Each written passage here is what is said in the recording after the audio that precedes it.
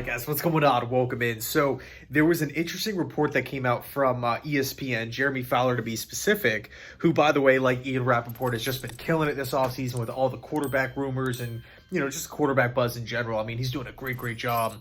Love following him. But he's reporting not about Aaron Rodgers, not about Derek Carr, about Lamar Jackson. Okay, I have the direct quote pulled up right here.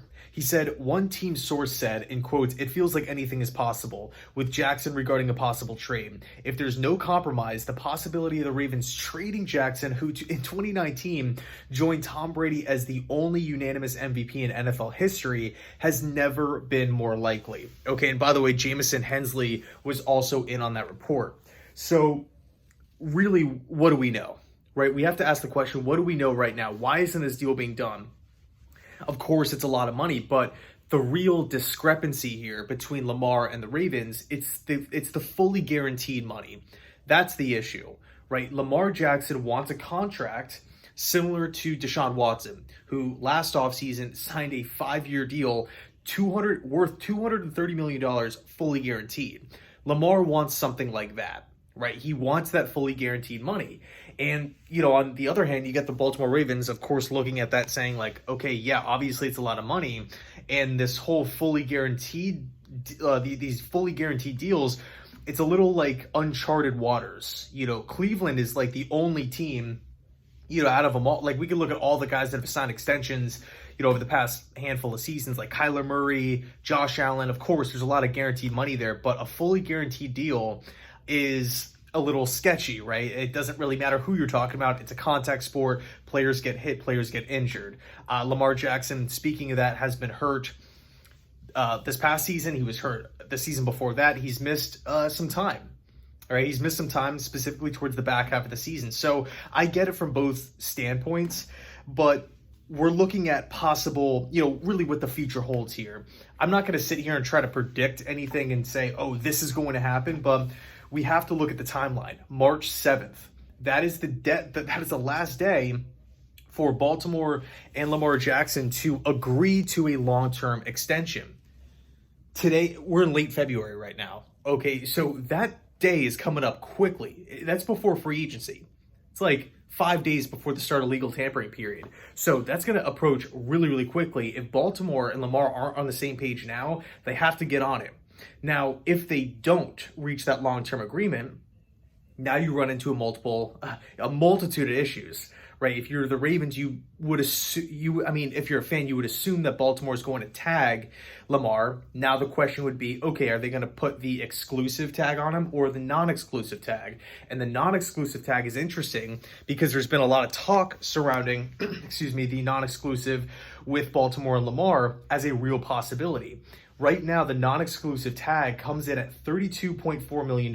That is what Baltimore would pay Lamar Jackson on essentially like a 1-year deal. But Lamar, throughout this process, would now have the ability to negotiate a long-term deal with other teams out there. Let's hypothetically use the Jets, right? If Lamar and the Jets agree to a contract extension here, basically what would happen, the Ravens would have an opportunity to match that deal, right? Giving him the same exact contract. If that's the case, bam, he's a Raven, case closed on the extension. If not, though, if the Ravens don't feel comfortable doing that, then what would happen, Lamar would be a Jet on that big money extension, and the Jets would trade the Ravens 2 first-round picks. Now, I know the 2 first-round picks is a lot, right? That's a ton. The Jets have the 13th overall pick this year, and personally, I don't want to give that up, right? Even if we're talking about an Aaron Rodgers trade, like because of the holes on the offensive line, because we don't really know what's happening at safety, don't really know what's happening at linebacker. Quincy Williams could be hitting the market. The Jets might have to cut a couple of veteran players like Corey Davis and Carl Lawson. How do we replace those guys? We have to factor in the Quinnen Williams extension. Like, there's a lot happening this offseason. So ideally, I don't want to break the team down and trade away a bunch of picks to go land one guy. Granted, that one guy, the quarterback position, is the most important on the football field. So I get it completely. 2 first-round picks is a massive price to pay, along with the big money extension. But here's the deal. We look at what some of these trades consist of, and I've been talking about this in a couple of videos. or the past videos over the last, I want to say like 3 weeks now. I mean, the Matthew Stafford trade. We look at what the Rams gave up to go land Matthew Stafford. Lamar's better than Matt right now, right? And he was a couple of years ago. I mean, the Rams gave 2 first-round picks, Jared Goff, and a middle-round pick to the Lions for Stafford. We look at what the Deshaun Watson deal was: 3 first-round picks, 2 fourth-round picks, and a third-round pick. Russell Wilson, 2 first-round picks, 1 third-round pick, 3 players. These deals are massive. And then they go out and they sign the extension. So I think if the Jets have an opportunity to go out and, to negotiate with Lamar Jackson here, assuming they don't reach an extension, assuming the Baltimore Ravens, assuming they put the non-exclusive tag on him, I mean, we can very well see Lamar Jackson wearing green next season, and it would just take the 2 first-round picks, and you're good, right? You got your franchise quarterback, again, according to Fowler here, the former unanimous MVP on your team for, I want to say, at the very least 5 seasons. But, if we're talking about an extension, I want to say a 6-year contract is probably preferable for Lamar. That's kind of in the market of what he's looking for. 5 to 6 year deal, somewhere in that range. So anyway, let me know your thoughts down below in the comment section. Super, super interesting. I know right now all the buzz is surrounding Aaron Rodgers, the darkness retreat. I know we have the Derek Carr information. He's still deciding on what his future, what he's looking for at his next team. So that should be super interesting. But Lamar Jackson, man, like this could be one of the craziest quarterback off seasons. Assuming these guys get moved. I mean, we know Carr's getting moved, but if Lamar and Rodgers get moved too, it's going to be insane, right? So anyway, let me know your thoughts down below in the comment section.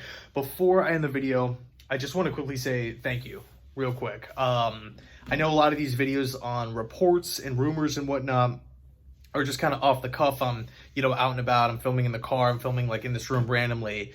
I don't have like a bunch of like fancy edits going on and everything like that. So I appreciate it, that you guys are just clicking on the videos, that you guys are watching them, hitting the like button. I mean, that stuff is, stuff's huge. It just means the world. It really, really does. So thanks a lot for the support. I really appreciate it. And as always, go Jets.